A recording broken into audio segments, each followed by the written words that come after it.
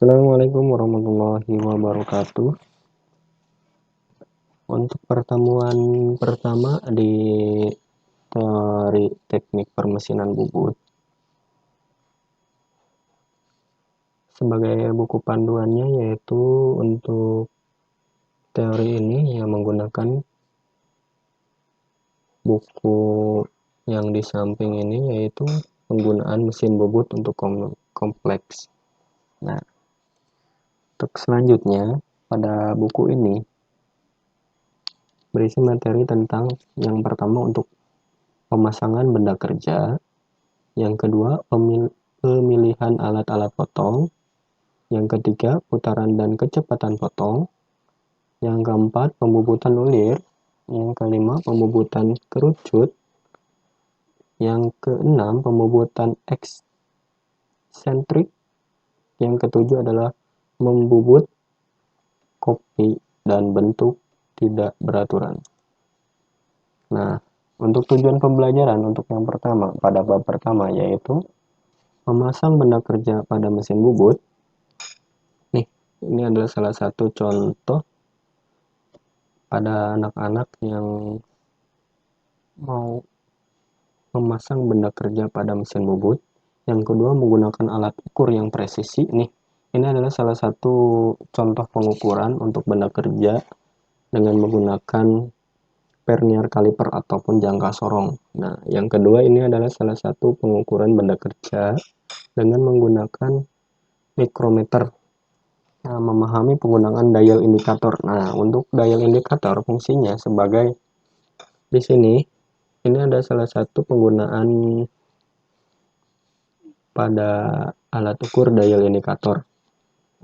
Yang terakhir adalah menggunakan alat gambar. Kita akan bahas satu persatu. Yang pertama adalah memasang benda kerja pada mesin bubut. Memasang benda kerja pada mesin bubut, nah, khususnya benda kerja tersebut dibubut nih. Sebelum dibubut, dipotong terlebih dahulu menjadi benda kerja dengan ukuran yang sesuai dan ukuran dari benda untuk kerjanya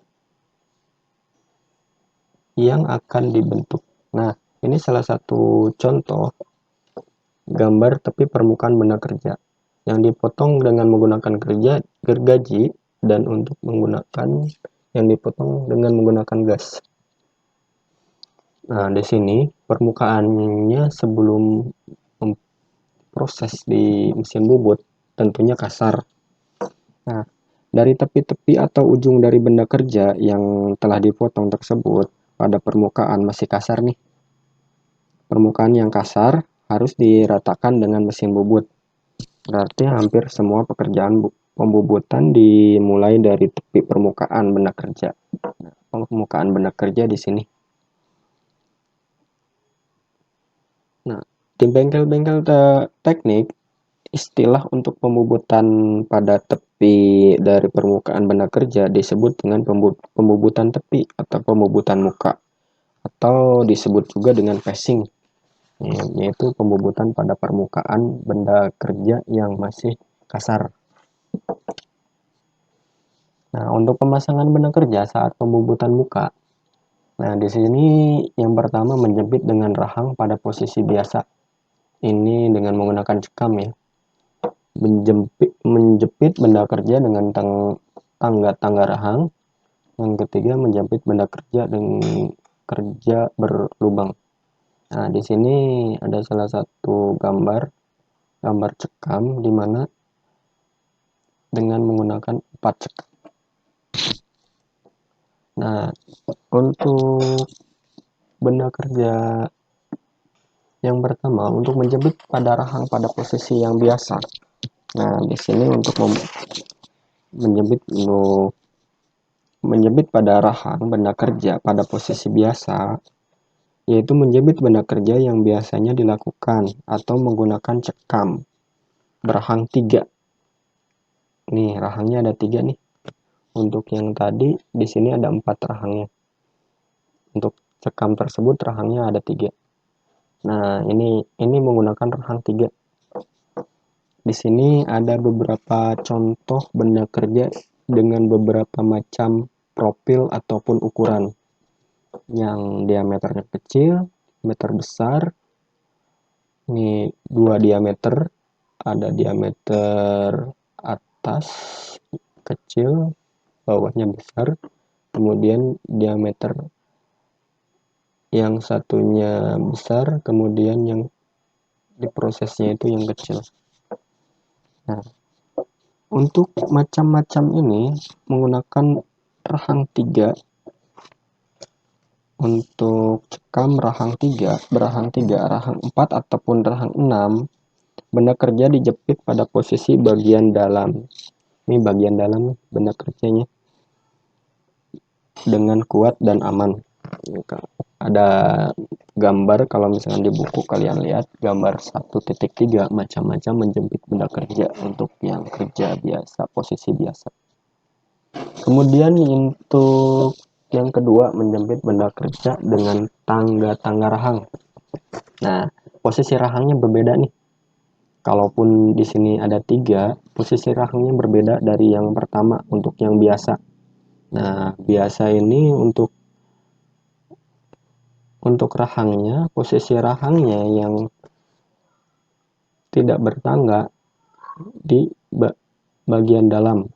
Sedangkan untuk tangga-tangga rahangnya, untuk benda kerja, menjepit benda kerja dengan tangga-tangga rahang, ini posisinya di dalam. Bisa kalian buka, kemudian pasangkan dengan posisi tangga-tangga rahangnya pada bagian dalam. Di sini ada tingkatannya. Tingkatan yang pertama pada gambar ini, tingkatan yang kedua pada gambar yang tengah, tingkatan yang ketiga untuk diameter kecil, dia untuk gambar yang ketiga. Ini dari ketiga tersebut, perbedaannya hanya benda kerja yang diameternya notabene besar, sedang, dan kecil. Kemudian untuk yang ketiga, menjepit benda kerja dengan benda kerja yang berlubang nih posisinya. Nah, untuk benda kerja yang berlubang, posisinya hampir sama. Untuk rahangnya pada posisi yang biasa. Kita lihat posisi biasa. Yang membedakan untuk posisi biasa, benda kerjanya di diameter luar, di bagian dalam pada rahang untuk posisi biasa. Sedangkan untuk benda kerja yang berlubang di bagian rahang bertingkat. Yang dijepit ini adalah untuk diameter dalam, untuk proses diameter luar ataupun diameter dalam yang akan diprosesnya. Kita lihat perbedaannya. Posisi untuk rahangnya sama, tapi yang membedakan adalah pemasangan benda kerjanya. Nah, selanjutnya yaitu memakai kepala tetap, yaitu kepala tetap nih dicekam kayak 3 cekam ataupun 4 cekam. Yang kedua dikunci untuk pada center kepala lepas. Di sini gambar 1.7 adalah lubang center. Diperbesar nih lubang senternya. Nah, ini adalah salah satu posisi lubang stempel. Lubang pada benda kerja. Nah, ini adalah harus diberi stempel dan pelumas untuk center kepala lepas. Nah, di sini adalah bidang bantalan dari kepala lepas senternya. Kemudian untuk yang ketiga adalah memasang benda kerja dengan pembubutan rata. Ada 3 gambar. Gambar yang pertama, gambar 1.8, yaitu menjepit dengan cekam rahang 3 atau 4. Nah, di sini memasang benda kerja untuk pembubutan rata, yaitu pembubutan benda kerja di arah pemanjang. Pembubutan rata ditinjau dari arah penyayatan. Di sini arah penyayatan posisinya. Terdiri atas pembubutan rata arah kiri, pembubutan rata arah kanan, atau kombinasi, yaitu dilaksanakan dengan penyayatan dimulai dari kiri ke kanan. Dimulai dari kiri ke kanan. Nih arahnya posisinya. Dari penyayatan posisinya dari arah kanan ke kiri. dari arah kanan ke kiri, atau bisa sebaliknya. Posisinya berarti kalau misalkan di mesin bubut dari kiri, dari depan kita, yaitu dari arah kanan ke kiri. Yang pertama, menjepit pada cekam rahang 3 atau rahang 4. Nih, posisinya benda kerja dijepit oleh rahang cekam 3 atau 4. Di sini rahangnya ada 3. Kita lihat pada gambar ini ada rahangnya ada 3 nih. Yang kedua yaitu gambar 1.9, menjepit dengan rahang pada kepala lepas. Rahang kepala lepas posisinya. Di sini untuk rahang kepala lepas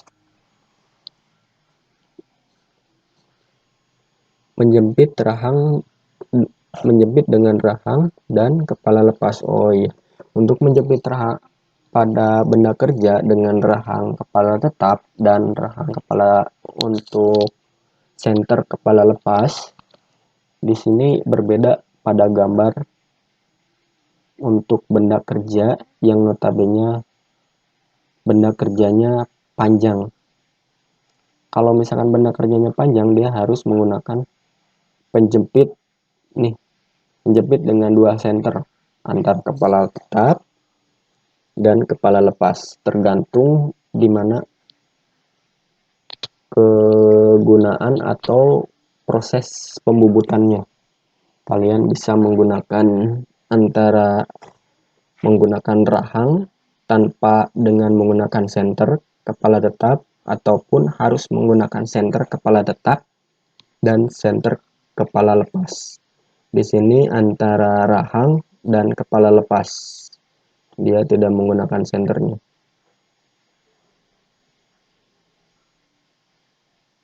Menggunakan senter juga sih untuk kepala lepas. Yang membedakan antara gambar 1.9 dan 1.10 yaitu antara penjempitannya, dia yang menjepit dengan rahang, di sini dengan alat bantu yaitu dual center antara senter kepala tetap dan senter kepala lepas. Nah, demikian dari keterangan untuk gambar-gambar tersebut, yaitu memasang benda kerja.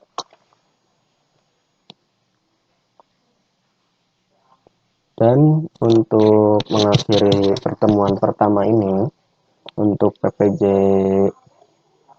pertemuan pertama dari teknik permesinan bubut, yaitu latihannya. Kita kasih latihan, saya kasih latihan untuk pertemuan pertama. Yang pertama, jelaskan dan gambarkan cara pemasangan benda kerja yang berukuran panjang pada mesin bubut. Gambarkan dan jelaskan. Untuk tugasnya bisa dikirim melalui WA ataupun tatap muka, silakan.